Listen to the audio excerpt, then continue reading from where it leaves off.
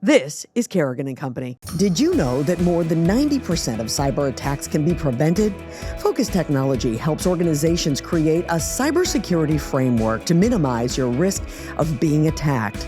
Let Focus Technology's certified team conduct an assessment to determine where the gaps are in your organization, no matter how big or small your company is. Utilizing the industry's best tools, Focus Technology's security operations team will monitor and stop bad actors before it's too late. Contact Focus Technology today at focustsi.com and secure your company's most valuable assets. That's focustsi.com. A&B Burger in Beverly and A&B Kitchen and Bar in Boston are redefining guest expectations of a casual restaurant. Both A&B restaurant locations are focused on hospitality, creative menus, and delicious food and drinks. Now, I've been to both restaurants many times and loved everything I've tried. Get to A&B Burger on Cabot Street in Beverly or head across the street from our studio at the TD Garden to A&B Kitchen and Bar in Boston today and experience the A&B difference yourself. I promise you're going to love it. Hey everybody, this is Kim Kerrigan, and I have a special edition of Kerrigan & Company today. Joining me, two of Boston's most powerful and influential men. This is a special edition, folks. You're not going to want to miss it. This is Kerrigan & Company. Kerrigan & Company is here for you. Yes, Kerrigan & Company is here for you. Welcome, everybody, to Kerrigan & Company. Great to have you with us today. Of course, brought to us by A&B Burger. Quick reminder, they now have a third location over by Fenway Park, so be sure you check it out. If you're up in Beverly, you can check it there. Or if you're coming down to a game at the Garden, you can stop by A&B Kitchen just across the street right before the game. With me today, keeping me company. I've been to the one in Boston across the street, and I've been to the one in Beverly. So it's keeping me company is somebody who has very good taste. Yeah. Absolutely. Yeah. Former governor of the Commonwealth. This is Charlie Baker. I know. It's so great. Do you know Tom? I've met him. Yeah. Yeah. Just the greatest guy. Tom took a chance on Kerrigan & Company long before it existed and said, I'd love to get involved and I want to be a part of it. And we've been so appreciative. Great. And it's been a ton of fun. Hi. Good to have you. Former Swampscott, current. I was a former governor and current Swampscottian, just like myself. Yeah. It's great to have you. I have an apartment in Indianapolis, but Lauren, I think you know my wife's passion project is the Wonder Fund, and that's here. So yeah, of course. So we were not going to be moving. Yeah. But I really like downtown Indianapolis. That's where the NCAA is headquartered. It's a convention city and a sports city, and so there's always stuff going on there. How often are you there? Usually 2 or 3 days a week, and then I'm somewhere else 2 or 3 days, and hopefully home on the weekends. But that one comes down to what's going on with the teams and the schools generally. Absolutely. I've traveled a lot the last year. I bet. Yeah. I bet. You thought? I think it would be foolish for anybody to assume that you thought this was going to be an easier gig.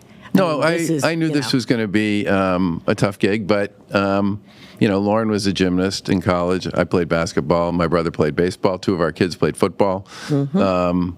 And I know a lot of people who, wouldn't have graduated from high school if it wasn't for sports, much less gone to college. And I know a lot of people for whom the opportunity to go to college was driven in part by their ability to play a sport. It helped pay for their education, took the burden off their family and their parents. And the lessons you learn playing a sport, and I've met with over 1,000 kids who play collegiate sports over the course of the past year. They have learned the lessons that sports teaches you. They understand roles and responsibilities. They understand that success is a process. They know how to grind. They don't expect anything to be handed to them. They know what it means to be a teammate. Put your interests aside on behalf of a greater cause and a greater good. And the more time I spend with them, the more convinced I become that, figuring out how to get college sports from, sort of some people have used the word chaos to describe the current environment to something that's a little more stable so that schools can continue to offer these kinds of opportunities to young people and they can benefit from what you learn from being a teammate. I'm in the job I belong in. Good, and I'm glad to hear that. That's terrific. I have a son who played collegiate football, and I think you have such appreciation for this because I know you had one who played at Union. And I have another one who played at Denison. At Denison, right? So AJ played at Colby, and so I have this huge appreciation D3. for right. There you go. Yeah, I have such an appreciation for it though because you know what? Had he been maybe this much taller or that whatever, 100%. he'd been playing somewhere 100%. else, but he still That's right. was lifting weights at 5:30 in the morning, and it was a full-time job.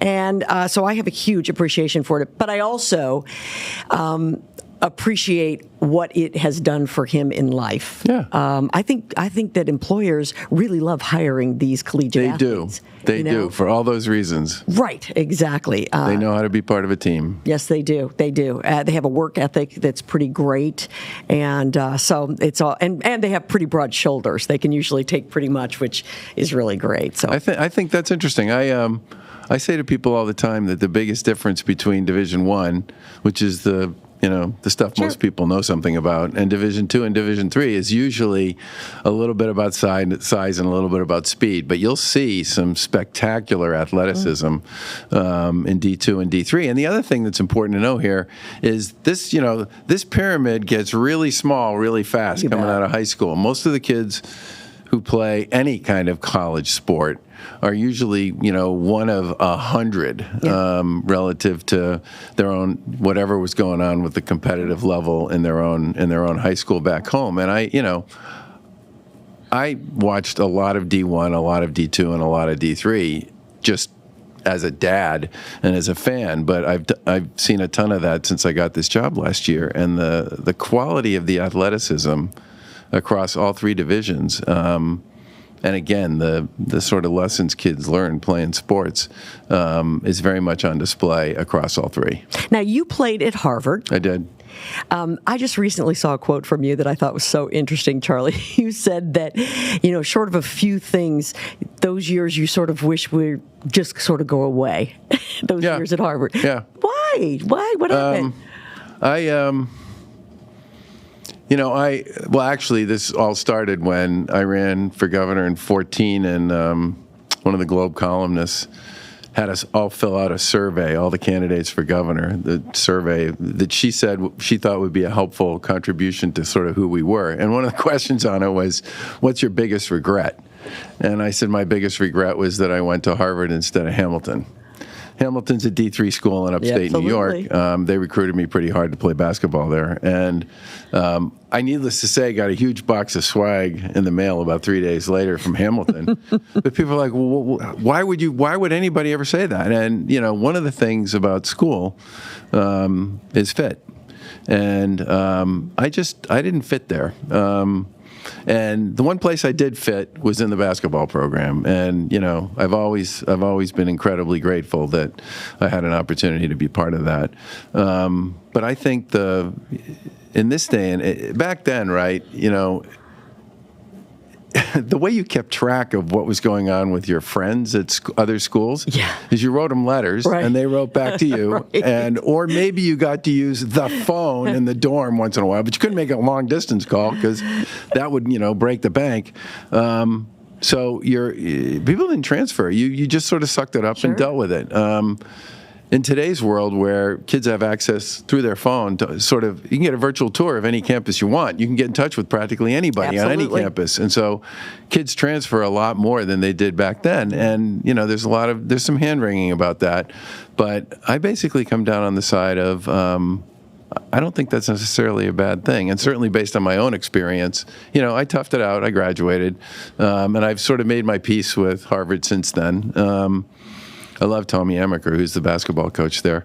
But it was, it wasn't one of those things that I look back on with joy. I think you're one of the very few people that I've ever met who has said that. I would be willing to bet a lot of people think that, just not a lot of people willing to say it. But Hamilton, what a great school. Again, a former NESCAC mom. So, we had great appreciation for all of those schools, the little Ivies, if you will. And just really terrific. So I understand where you're coming from when it comes to that. The basketball coach at Colby, when I was in high school, was a guy named Dick Whittemore, who was the basketball coach there for a really long time. That's one of the other thing about D3 coaches. They tend to stay, and they build a legacy. And that legacy involves a lot of kids who become young men and women who come back to campus and impart the lessons and provide guidance and in some cases, opportunities to learn for years afterwards because of the gratitude they have for what they got. Yeah, absolutely. We don't talk about politics here on the show, but we do talk about experiences. And I want to talk to you a little bit about, obviously, I'd be remiss if we didn't talk a little bit about you being governor. First off, how's it feel not to be governor? I really miss the people. I really miss the sort of day-to-day engagement with folks around the Commonwealth. I feel like I really got to know the Commonwealth over that 8-year period. Actually 12. I mean, I ran and lost in 10, which was still a heck of a learning experience. But after 8 years in a global pandemic and protests outside my house and all the rest, I think Lauren and I just thought it's time to do something else. What was the best day in the 8 years of being governor? The best day? Is there a day that you remember that stands out? I think first of all, every day was the best day, Kim. Every day. Spoken like a true politician. Yeah. I would say one of the best days was we did an event out in Western Mass in a town hall. I'm sorry, I can't remember the community. Shame on me. Where we celebrated the fact that we lit up and provided broadband access to 53 communities in Western Mass that didn't have it when we took office. And for a lot of those folks, that literally, I mean, the stories you would hear people tell about what it meant to their community to finally have basically the plumbing that everybody else had. Right. People talked about the fact that for the first time in years, we actually had a growth in the number of kids entering kindergarten. People are actually starting to have kids and stay. People can actually bring a business here or recruit here because we now have, one of the things that's literally like heat and hot water that everybody, expects to have anywhere they live. And it's so hard to believe that you were governor and that was still happening. I know. Meaning, so recently. Well, it was crazy. It was, remember, putting together the financing plan, and we got a lot of help from the legislature on that one, and just the logistics of it, which Lieutenant Governor Karen Polito just pounded away on every day. You had the best way I can describe it is say the internet providers are pretty, and the utilities are pretty good at either investing in their current infrastructure or building on their current infrastructure. What they're not good at is greenfield. This was all greenfield, right? So the coordination issues alone were really messy and really complicated. It was expensive. There were towns in Massachusetts where we put 4,000 poles in the ground for a town that had 2,000 people. And the hill towns in particular were really tough. It's all bedrock. I mean, I got really annoyed about the fact that it was taking so long for this to get done. And they said, you have no idea what it's like to try and lay these poles in here. Yeah, I bet. So I said, show me. So I went out, and the lieutenant governor and I went out and watched. And literally the pile drive on this was brutal. And I was like, okay, I get it. Which maybe explains a little bit why it wasn't there sooner, than what it was to begin with, right? But when you talk to those folks about what it meant to have broadband when the pandemic began, and how much it meant to them in terms of the decisions and the choices they could make. And I'll tell one very quick story, and then I'll stop. One of the guys who was there, who was very involved in this whole initiative in Western Mass, was a life science guy, and he and his wife were working in San Francisco. He was working for a life science company. She wanted to go home, which was to one of these towns in Western Mass. They moved home. He got a job working at UMass in one of their labs.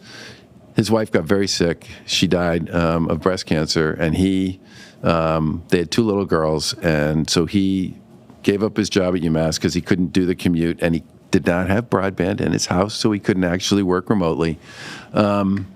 So he took a bunch of odd jobs and consulting jobs and raised his daughters and got very involved in getting internet and broadband into Western Mass. And he basically, it was so frustrating and so agonizing, he basically came to believe that his kids were going to graduate from high school before it ever happened. And And then we put this program together, and we got everybody involved, and we created a menu of choices and changed everything about the way this effort was being pursued.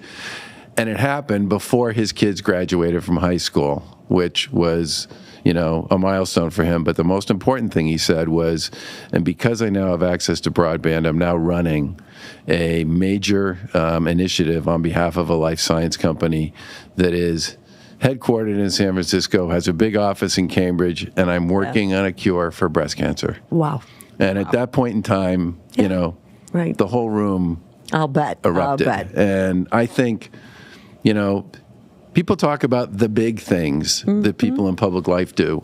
Sometimes it's the accumulation of a whole bunch of little things that really stick with you after the fact. And that, for me, was a day I'm certainly never going to forget. That's terrific. Okay, now let's flip it over. What was the worst day? Holyoke Soldiers Home. Yeah. Nothing else is even close. Yeah. Those were tough times. Those were dark, dark times in the whole state. Yeah. Charlie, I remember, I'd moved home to work out of my house. I'm watching you every single day, 2 or 3 times a day on the screen. I'm working for Bloomberg at that point. And I just remember every time I'd see you, my hands would start to shake. Because I just was so nervous about what was the next shoe that was going to drop, because none of us had experienced anything like this. And it was just felt so heavy and so dark. And I knew it felt heavy and dark for you, too. It was just terrible times. We did a press conference every day for 100 days, and then we did it 3 times a week for like the next year. And credit to all the folks in the media. We did it in Gardner Auditorium, which is a big place. People could spread out, and they actually, after a while, they all basically had like almost an assigned seat. They all sat, Jonathan all sat in the same seat. Exactly. Sharma Sketty sat in the same seat. Michael Brown sat in this. Steve Brown sat in this. They all just sat in the same seat. Exactly. And those press conferences, those things lasted sometimes 90 minutes, 2 hours. Absolutely. With the Q&A. And it was just our view that we had to be out there every single day. Yeah. Because people needed to know what we were doing, what was going on, and what we could do to sort of work our way through it. And I will say this, again, a lot of the benefit of that was a lot of the incoming, a lot of the questions we got from the press, a lot of the incoming we got from other folks in the community. One of the things we did early on was we brought a group of experts in public health and infectious disease and care delivery, and we met with them every week for about 90 minutes virtually, and no one knows who they were. And the whole point behind this was we want your unvarnished opinions about what's going on. And you can give us advice about what to do about it, but at the end of the day, we're going to make the decision because we own that. But these people, every single week, like clockwork, gave us 90 minutes of their very best advice and guidance. And I think it made a huge difference. I mean, the Commonwealth Fund, which is a very big and very well-respected New York foundation, does a lot of work in healthcare, did a study on how the states handled the pandemic sort of once the dust settled, and they used about 65 metrics, and we finished this far behind Hawaii in second place and way ahead of sort of everybody else. And I said to a number of people that, Hawaii's an island. I mean, right. Got really nice. Having the same experience. They got really nice weather. Yeah. Makes a big difference. Right. And to be that close to them and that far ahead of everybody else was, I think, a real and what I think of as probably the most comprehensive study that was done of that thing. That really spoke volumes about how the people here in Massachusetts actually worked their way through that. There had to have been days when the alarm went off and you thought to yourself, oh, I just can't go. I can't do it. Actually, it's funny. If you were to say to me, getting back to like what was the worst morning with respect to all that stuff,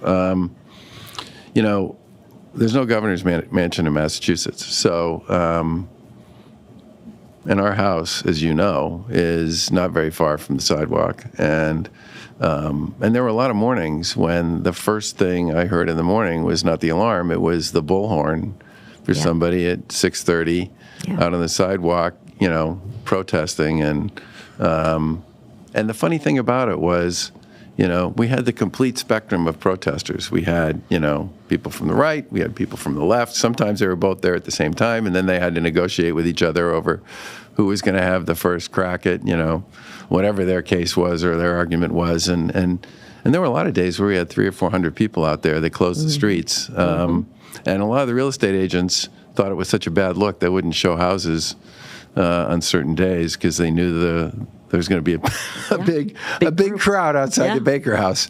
And I think in some ways, waking up to somebody yelling at you at 6:30 in the morning, with glass rattling in your house, that was a lot worse than some of the other stuff.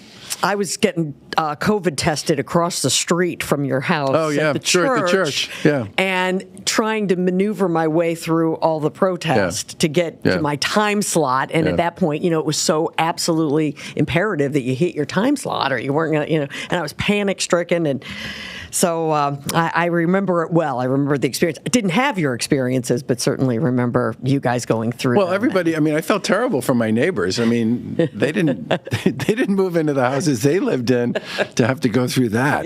Yeesh.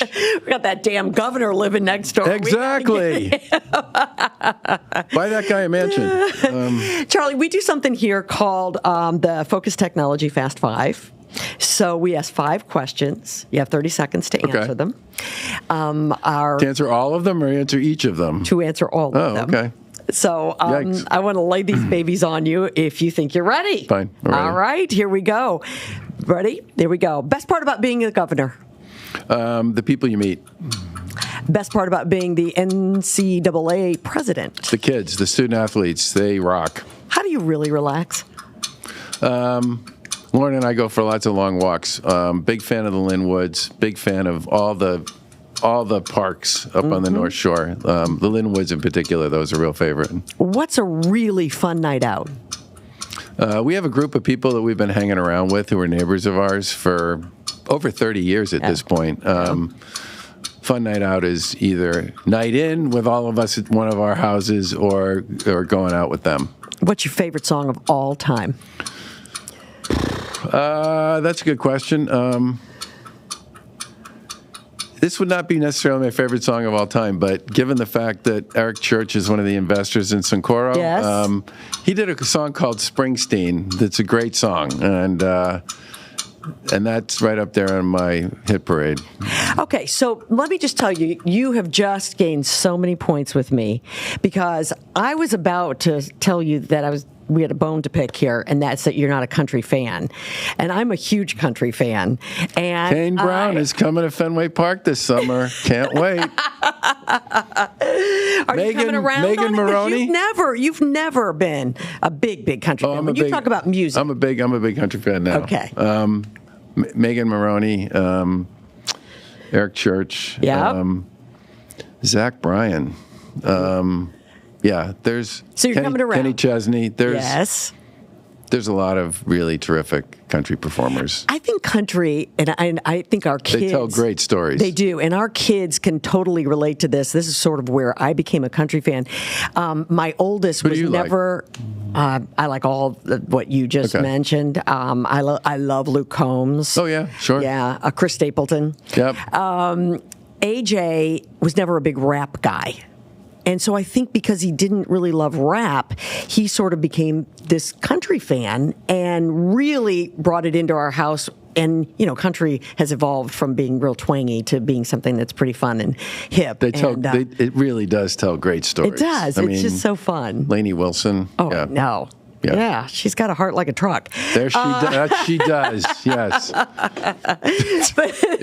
But you're you're just a huge music guy. Yeah. Yeah, I have seen you out, and you love to dance. You guys love to dance. I really wouldn't call it dancing, but yeah. Whatever that. That's okay. I like to move, I think is a better way to put it. Yeah, absolutely. But it's an important part of your life. Yeah. No, I think look, I've always loved a great story and really great performers, especially in music. They tell great stories. One of the reasons I always love Bruce Springsteen is a great storyteller. Yeah.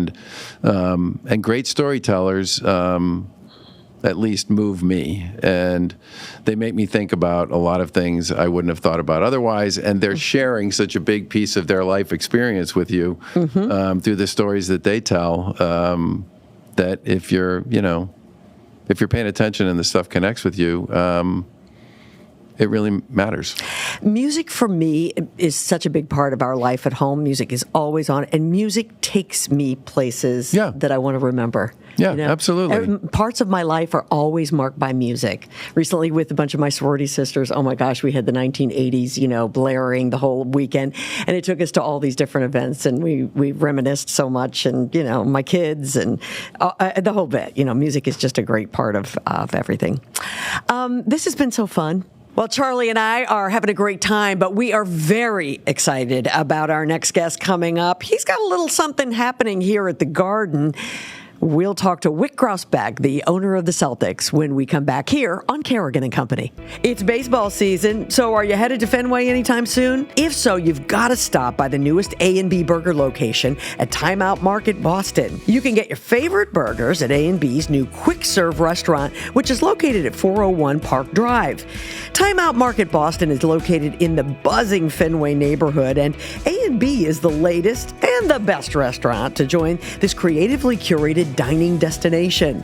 A trip to Fenway, whether you're headed to a game or maybe you just like the vibe in the area, isn't complete without stopping by A&B Burger at Time Out Market Boston. Head to A&B Burger at Time Out Market Boston's Fenway neighborhood today. You'll be glad you did. Do you know what generative AI is and how your company can ensure employees are more productive? Focus Technology can help you master the use of Microsoft's newest tool, Copilot. This powerful tool can help your team speed up many of their daily tasks by enabling hands-on learning directly with the software. It can summarize long emails, generate drafts of long documents, and search for answers to key questions. Copilot represents a unique opportunity for businesses to accelerate their understanding of what generative AI can deliver for their company. Contact Focus Technology today to learn more at focustsi.com and bring your organization into the AI revolution. That's focustsi.com. I love clothes, but what I really don't love is when I wear something and then I see somebody else wearing the same outfit. That never happens when I shop at All Chic at 152, my favorite boutique located in Marblehead, Massachusetts. At All Chic, you find unique styles handpicked from Europe, Canada, and the U.S. Whether you're looking for a special occasion dress or a casual weekend outfit, you're going to find it at All Chic. Quality, style, and savings. That's the All Chic at 152 mantra, and I can tell you from personal experience, they live up to it. All Chic at 152, located at 152 Washington Street in Marblehead. This segment of Kerrigan & Company is brought to you by Lucia Lighting and Design, where people in the know go for the best possible lighting and design experience. Welcome back, everybody, to Kerrigan & Company. It's great to have you with us today. Of course, brought to us by A&B Burger. And keeping me company today is the former governor of the Commonwealth, Charlie Baker. I'm so glad you're here. Thank you very much for coming in. So am I, Kim. It's nice to see you. Yeah, it's great to see you, too. And this is a lot of fun. And we've got a guy who's joining us now that I think doesn't need much introduction, just like you. And that, of course, is the majority owner of the Boston Celtics. Wyc Grousbeck is with us right now. And Wyc, what do you got going right now? Anything exciting happening in your life? We're figuring out what to do between games 3 and 4 in Indiana. I can give you some advice about that. It's the Indy 500. So if you need tickets, let me know. Thank you. I've got something in the works, Charlie. The question is if you want to come with us. I'll tell you, Lauren and I went to the 500 last year, and for a 3.5 mile track is so much bigger than you could ever possibly imagine until you see it. Yeah. While the race is actually going on that 3.5 mile track, there's a concert going on, one of those electronic concerts going on that has 50,000 people at it inside the field inside the track, and they don't even know or care that there's a race going on around them. You talk about sensory overload, right? You got all that going on. And if you've never seen 300,000 people in a grandstand before, which most of us never have, it's it's an amazingly awesome event. Okay, can't wait. I think that's an endorsement, Wyc. I don't know. That is. He knows his stuff, too. This guy knows all about what to do and when to do it. So thanks, Gov. I'll be happy to. I will definitely follow. I will send you a brief memo on this one, because it is really, Lauren and I literally came away from it saying that is one of the coolest things we've ever been to. There you go. And that was with sort of no knowledge about what it would be like to actually see it in person. It's incredible. That's great. Oh, that's awesome. So we were talking off the air, and now here we are on the air, and Charlie was saying that, now he's got this attachment, obviously, to Indianapolis and has about 500 Pacer employees, or fans who work for him, and is going to owe him pizza if, in fact, something bad would happen here in Boston. That's not going to happen, is it, Wyc? Yeah, you know what? You just to be safe, you might want to sort of redo the order and have it just waiting. That's a good point. We don't want to jinx anything around here. We're all superstitious here in Boston. Yeah, and the team would probably appreciate a pre-order on that. That would show some respect for the opponent. Yeah. So, Wyc, what's life in your world? In your world right now, what's life like?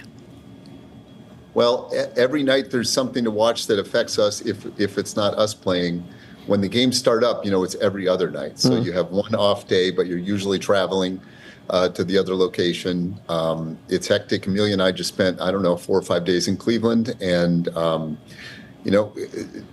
it's really something else. Traveling with the team on the road, which is what we do in the playoffs. Being on the plane, the buses, around the guys, watching the warm ups, having team breakfast, team dinners. It's really actually much more intense than the regular season where you sort of pop in for the game or not. This is really, you're on a mission, and there's a few of us that get to go with the team on the mission, and it's really something else. It's a life experience. I was just listening to some guys on ESPN talking about the fact that the Celtics have sat since last Wednesday. How do you feel about that? Are you concerned about that at all? You could definitely take that point of view. I would say on the positive side of it, like our standout in the clinching game was Al Horford, who's almost as old as Charlie and I are.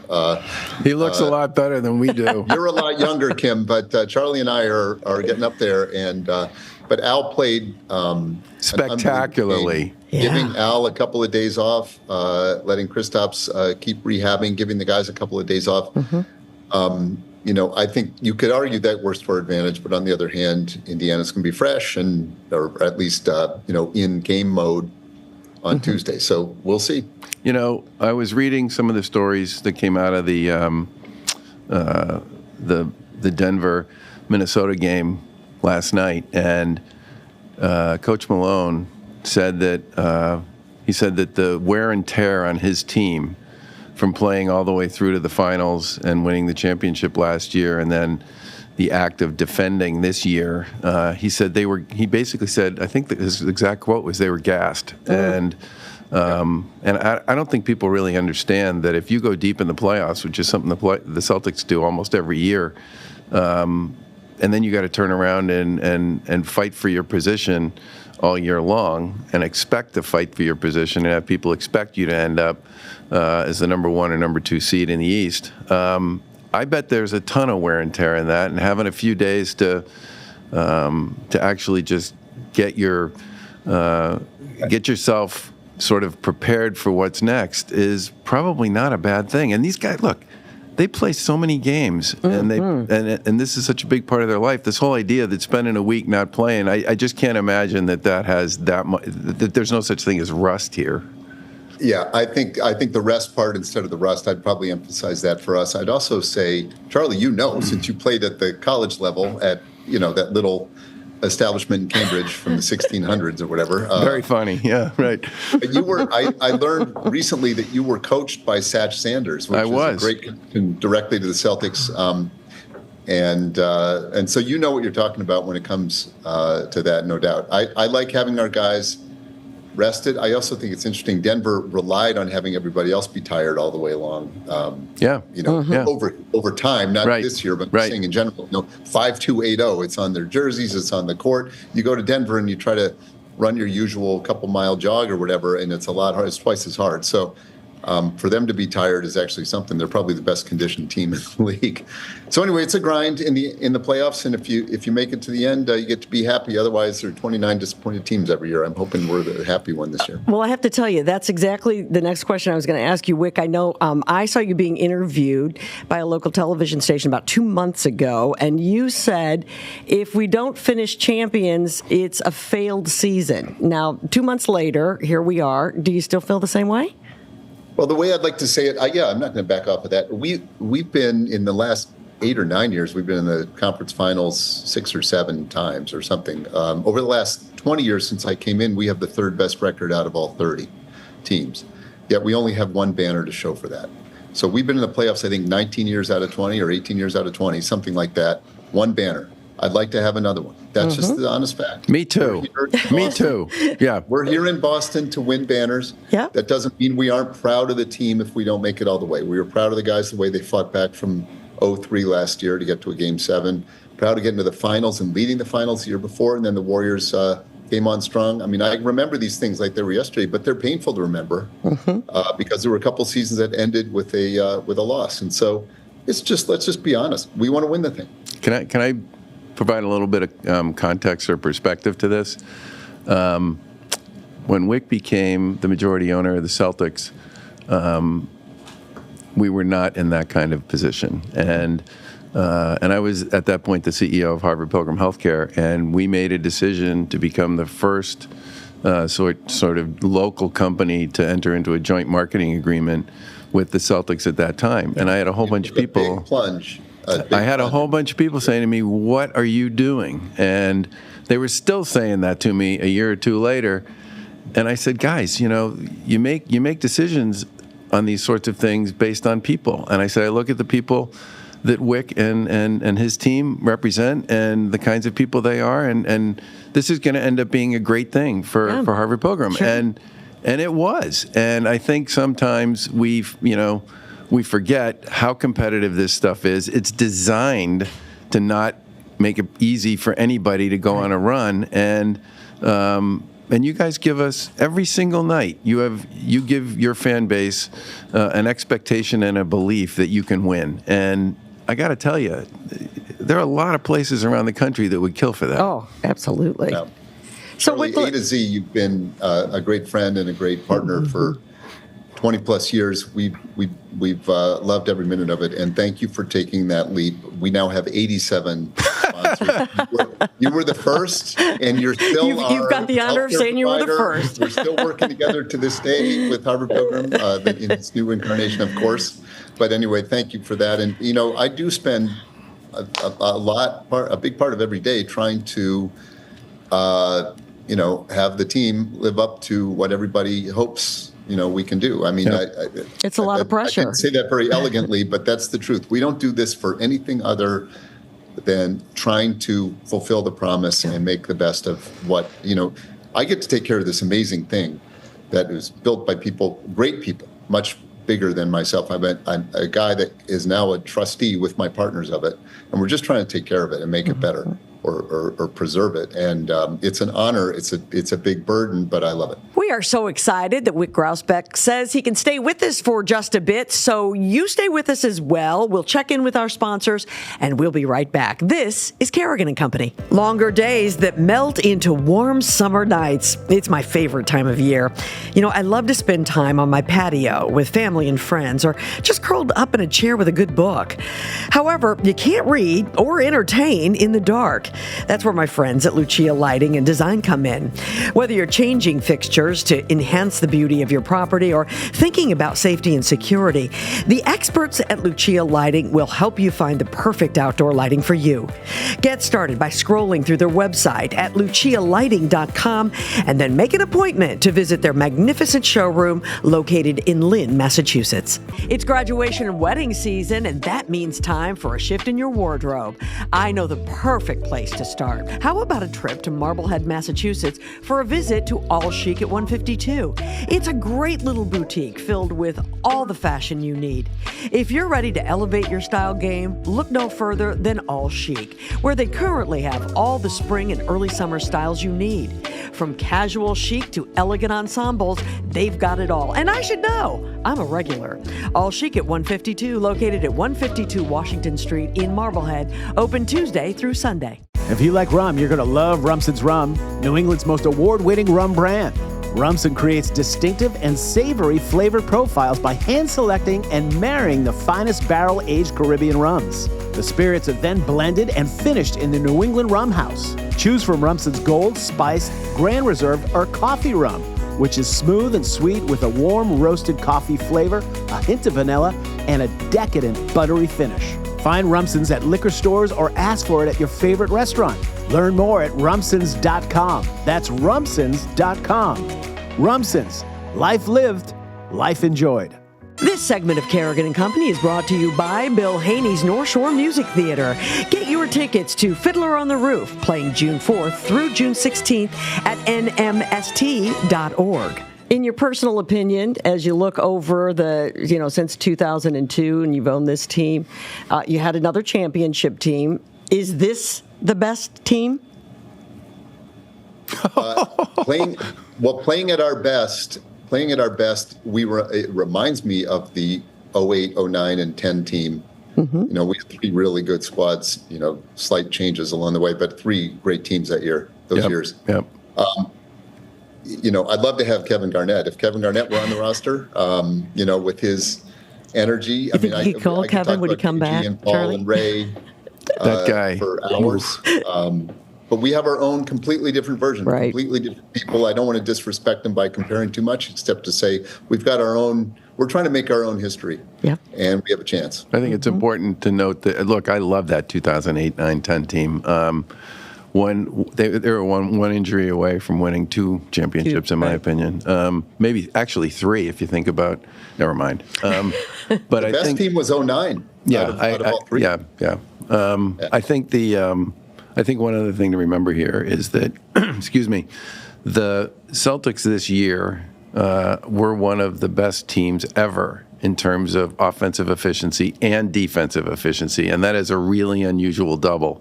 Teams are usually really good at one and kind of okay at the other, and if you just go by the data and the numbers, this truly is a really special group of players and people. It is, and defense is exhausting, and offense is exhausting, and you're doing them both at a high level. You got to be a deep team, and actually, people you are deep. Yeah, you're really deep. Absolutely. The bench has really come through. It's just fun.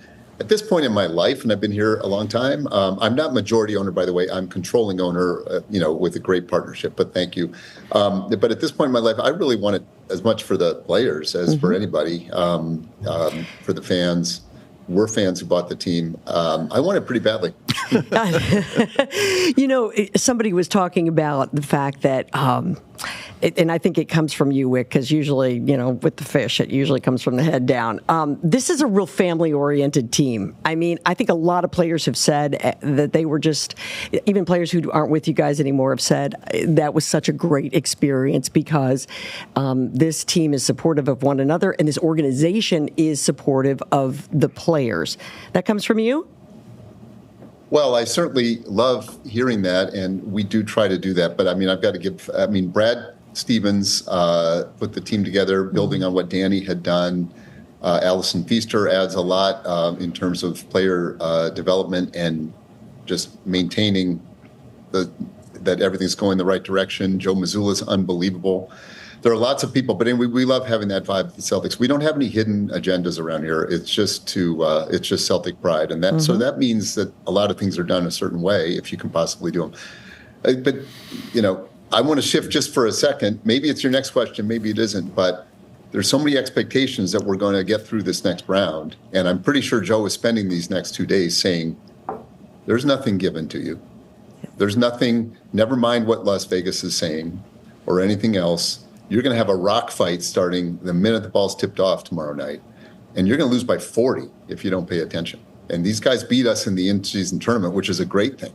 They made it it was them against the Lakers in the in-season tournament. I say that to people all the time. Yeah. No, these guys can really play. They just went into Madison Square Garden and faced down, 20,000 or 20 million screaming fans, basically, and came out on top. And they're gutty, and they came back in the series. And I got to tell you, they won 2 in a row, and they closed it out. We better be careful, or we're going to be losing by double digits in the first quarter tomorrow. So I know we will be careful. Our guys will not be doing that, but Joe is on it. Thank God for Joe. He's on that topic, I'm sure, at practice right now. You mentioned Allison Feaster, so I feel some obligation to. Allison Feaster played basketball at Harvard. She was the Ivy League Player of the Year 3 or 4 years in a row. She led the league in scoring. I think coming out of South Carolina, which is where she grew up, she was the Player of the Year in South Carolina for a couple of years, and she was the lead player on the first time a 16 ever beat a 1 in an NCAA basketball tournament. She scored 34 points and had like 20 rebounds when Harvard beat Stanford as a 16 seed, and Stanford was the number 1 seed in the tournament. And she works for Wyc as a vice president, and I've been a huge admirer of hers forever. And after I got this job, there was an open seat on our board of governors, and I called Wyc and I said, "Would you mind if I asked Allison to join our board?" And what I was expecting from the call was, Charlie is like, "Would you mind? We have an open seat on our board, Wyc." And it's like, it's so good for me to get these calls. It's like, it's like being married, Charlie, as if, yeah. Yes, exactly. Never let you down, right? That is funny. I never thought of that. Let me just check my calendar to call Allison Feaster for you. Sure, I'll have to call Allison Feaster. Oh, man. You made a much better choice, and she's spectacular. That is funny. That's great. That's great. Well, listen, we're excited about this, Wyc. Obviously, the whole city is just on fire. So excited about it. And we could talk about this forever, but I got to change gears just for a real quick second here, because I do want to ask you how the tequila business is. Amelia and her partners are really working it on Sincoro. It is going well. Have you ever had Sincoro? Globally, what do you spirits think? Of course I've had Sincoro. Yeah. Charlie and Lauren have been great friends and supporters of the brand. And we brought in recently some new teammates. So it's sort of like the headline is like Michael Jordan has some new teammates. But we brought in as co-owners and people that really have loved it since the beginning, personal friends, loved it since the beginning, and have now come in to be co-owners. Like I have co-owners at the Celtics. Yep. They include Serena Williams and Eric Church from country music fame, and Derek Jeter, of all people. I'm not sure how I feel about that one. Jeez. I know. It is what it is. He's one of Michael's best friends, and really wanted to come in and help us out. Is that right? That's interesting. I didn't know that. We have amazing people involved. Jason Robbins from DraftKings, who's a local superstar, and lots of great people. Dustin Johnson and Keegan Bradley were both playing in the PGA yesterday. Keegan's wearing Sincoro shoes when he plays. Oh, I love it. And anyway, we have some great things going on at Sincoro, and there's more to come. Well, it's great stuff, and I, like Charlie, have drank lots of it, and plan to drink a lot more as life goes on. So it's really always temperate, however. Yeah, right, exactly. Drink responsibly, right? Yes, Charlie? exactly. Yeah. Tequila is an upper. I mean, you can. It actually doesn't. True. Make you sleepy. That's one of the great things about it. I'm not saying have it for breakfast necessarily. I'm just saying it gets you going. It does. That's for sure. Other question I want to ask you. When Amelia was here on Kerrigan and Company, she was on with Lenny Clark, and they were both here to talk about the show Extended Family, which unfortunately we got the news here of late that it was not extended. It was not extended. So how are you guys feeling about that? Well, we're sad about that. It's sad to see it not be picked up by NBC. We understand if they get the NBA rights, which rumor has it in the paper they're trying to get, but it's not done, they will lose 2 nights of primetime programming. So maybe that's an excuse. They have less room or something. But anyway, we didn't make that cut. We are talking to other streamers now and other outlets to see about the possibilities. But at the moment, we're free agents. Well, I want to tell you, I watched every episode. I enjoyed it. I really did. And I thought the show got stronger and stronger as it went on. So I think it's a lot of fun. We did feel like that way, too. We started off after the strike and all that and tried to get going. But thank you. We were proud of the work. It's a lot of fun to think of a show and then see it on NBC. But we'll see if we can keep it going. But thanks for asking, and thanks for watching. Oh, absolutely. It was a lot of fun. Anything else, Governor, you'd like to ask him about the Celtics or anything else before we let Wyc go? No, I would just say, Wyc, that, I'm obviously a Boston sports fan. I grew up here, and, it's been part of my life since I was a kid. And the job that you guys have done, just consistently giving everybody an opportunity to be part of something special and to believe at the start of every year that, and every way, through the year, that, we got a shot. As a fan, you just can't ask for anything more. I'd love to see a whole bunch of additional banners up in the rafters. But the bottom line here is, I do not start the season, as many of my friends around the country do, hoping they'll get to 500. I mean, I always start the season thinking we got a shot, and that's a great way to feel. Yeah. Thanks a lot, Charlie. If they gave banners out for being a governor, you'd have a bunch. You could hang 8 of them up there, right? You are spectacular, and Kim, your journalism. You guys are doing the right thing. You're informing people. You're running the state, Charlie. You're running the NCAA, which no doubt has not has been a few easy. issues. I thought that was going to be sort of a comfortable job, and it's turned into. No, I did not think that. But yeah, you had to have known that. All right, Wyc, thank you. It's been fun, and best of luck. We'll all be watching. It's great talking to you. Thanks so much for having me on. You bet. Thank you. All right, coming up next, we will wrap things up here on Kerrigan and Company. Charlie Baker, the former governor of the Commonwealth, keeping me company today. I've got a special question I want to ask him right after we hear from our sponsors. This is Kerrigan and Company. A celebration of life, love, laughter, and Fiddler on the Roof is on stage at Bill Haney's North Shore Music Theater from June 4th through June 16th. Tickets at nsmt.org. If you're looking for the latest and best technologies for skincare treatment, look no further than Sienna Aesthetics in Beverly. Sienna offers Botox, fillers, hydrofacials, and anti-aging facials, chemical peels, acne facials, microneedling with radio frequency, laser hair removal, and so much more. The fully certified medical staff at Sienna Aesthetics in Beverly will be with you every step of the way, making the process both educational and relaxing. Book your appointment now at siennaaesthetics.com. That's siennaaesthetics.com. This segment of Kerrigan and Company is brought to you by Sienna Aesthetics Medical Spa. Take years off your face with the very latest technologies at Sienna Aesthetics in Beverly. I have to ask you, because of course everybody does, politics, are you done? You never say never, I suppose, but I'm... there's a lot of people who hope you're not. Yeah, I'm 67, and, I, at some point, we have one grandchild now, and at some point we'll have more than that, and, I think I'm gonna want to spend a little more time chasing little kids around, and, I never say no. I mean, I could see...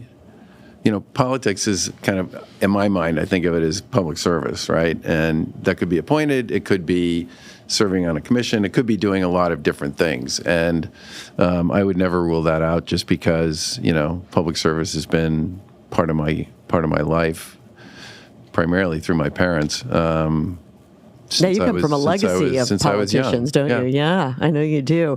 I know you don't want to speak for her, and I would never ask you to, but is Lauren finished with politics? Lauren is a really good sport. She loves what she's doing with the Wonder Fund. We're going to have her on, by the way. Good, which serves all kinds of kids and families in the DCF system in all sorts of really unique and unusual ways. But I think she and I are both glad that I'm not in it now. Let's put it that way. Yeah, yeah. Charlie, it's been fun. Thank you. It's nice to see you, too. It was great. Say hi to AJ. You. I will do it. You do the same to yours. I will. All right. And thank you all for being with us here on Kerrigan and Company. We'll see you next time. Thanks, everybody, for listening to Kerrigan and Company. To find out who will keep me company and be my co-host on the next episode, be sure you follow us on Instagram, Facebook, X, and TikTok. Kerrigan and Company is recorded at the Big Night Studios at the TD Garden in Boston. You can view the podcast on YouTube and listen to it wherever you get your podcasts. Be sure you tell a friend. The executive producer of Kerrigan & Company is David Thompson. Our engineer is Peter Hurley. And our social media managers are Grace Kerrigan, Colby Thompson, and Riley Thompson. See you next time.